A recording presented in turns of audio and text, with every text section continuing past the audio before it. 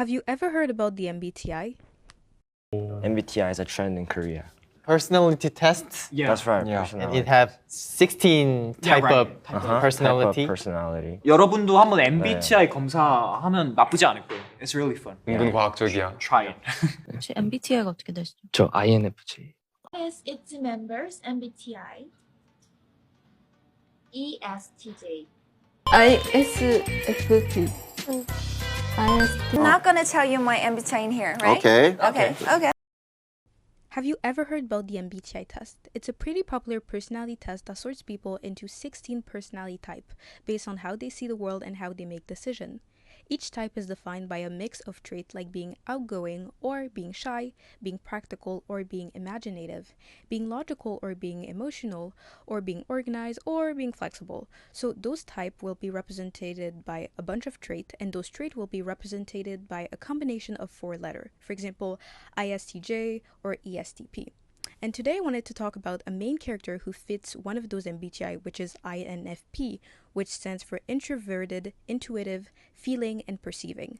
Usually, I'm not really a big fan of this MBTI as a protagonist because they never keep my attention on them for longer than 1 or 2 episodes. But this anime character really made me appreciate INFP. Her personality trait was amazing, and I wanted to talk about her today. Yuki is the main character and the lovable protagonist of the anime A Sign of Affection. She's a college student who is deaf, but despite the fact that she's not able to hear, she goes through life with a happy and open heart. I will talk about how she behaves and how she interacts with people, and what lead me to think that she is INFP. Let's start with the I in INFP. Yuki is definitely introverted.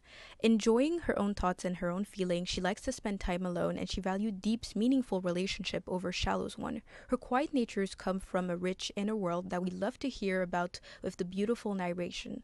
So she likes to spend time alone, she likes reading, doing personal hobbies, and she treasures her own close relationship with her friends, like Rin. She prefers quality over quantity. If we talk about the N for intuition, we can definitely say that Yuki has a vivid imagination and strong intuition. She looks beyond the immediate world and tries to always understand the deeper meaning of things. She is curious and she loves to learn new things, always looking for deeper understanding.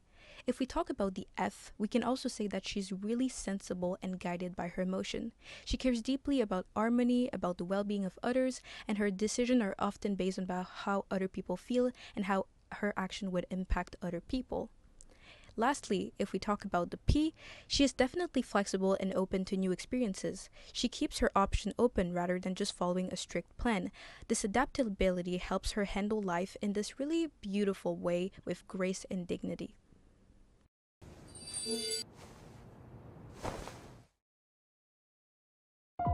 Yuki, as an INFP, has a really rich and complex inner world. What's really interesting about her is that her thoughts, her feeling, and even her views are deeply shaped by the fact that she has strong ideals and value. This makes her a character that is deep and relatable. As a viewer, we can easily connect to her personal struggle, to her dreams, to her growth, and her introspective nature invites the audience to understand her on a deeper level. We always know what she's thinking because of the beautiful narration, and so we can always feel a deep emotional connection to her.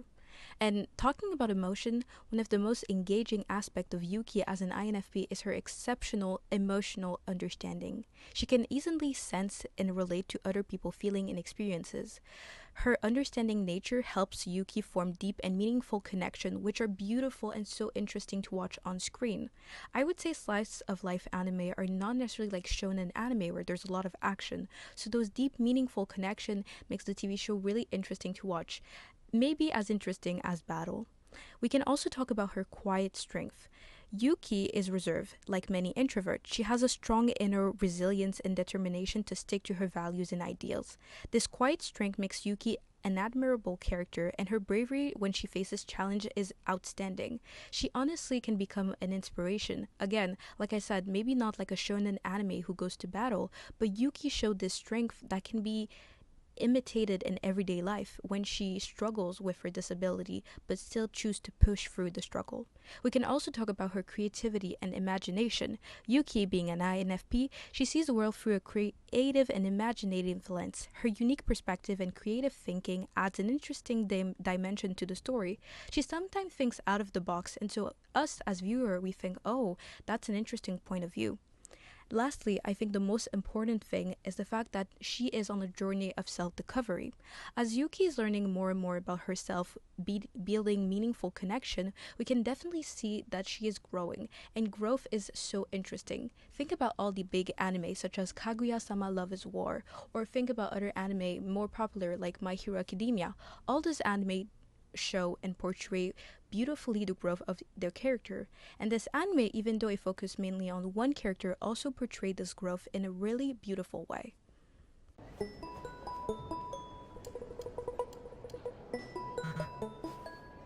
When you can relate to a character, there's more chances of liking them, and you can definitely relate to Yuki because of how open and emotional she is.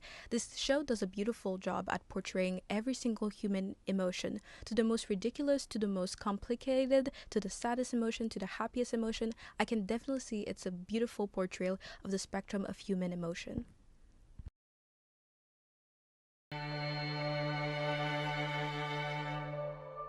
あなたのこと。どうした？あ、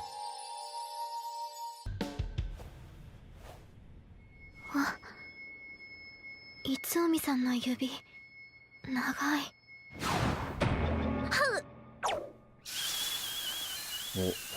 お、ラオスの土産並みに赤いな。